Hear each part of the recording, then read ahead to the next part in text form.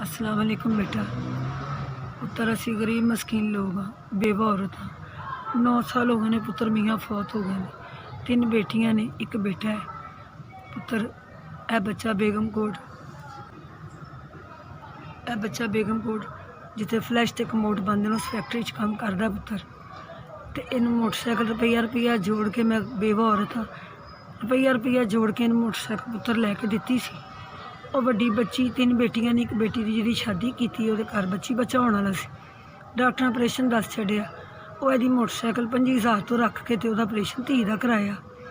तो पुत्र मैं बेवा औरत हाँ पुत्र, पोरिया करके पैसे जोड़ के इन मोटरसाइकिल लैके दी।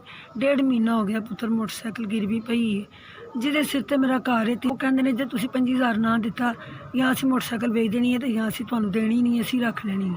तो मेहरबानी खुदा वास्ते मेरी मदद करो। मेरा तो आसरा ही वो मोटरसाइकिल इन्हें चलानी है तो रोटी लियानी है। मैं पुत्र मेरी मदद करो, मेरे बच्चे की मोटरसाइकिल छुड़ा दिओ ताकि मेरा बच्चा रोटी कमा के लियावे। मेरिया बच्चियां जवान ने, किराए का घर है पुत्र, मैं कित्थे जावां, मैं किन्नू कवां। तुहाडी मेहरबानी है, मेरी मदद करो, मेरे बच्चे की मोटरसाइकिल छुड़ा दिओ। खुदा तुहानूं इस चीज़ का अजर देवे।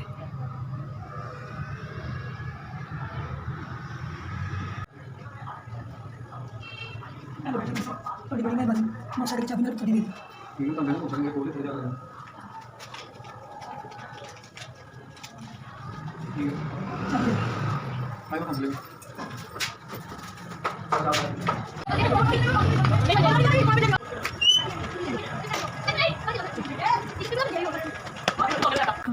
पुत्र, मैंने उम्मीद नहीं सी कि मेरे पुत्र की मोटरसाइकिल वापस मिलेगी। मेरे को पुत्र को सिस्टम ही नहीं सी।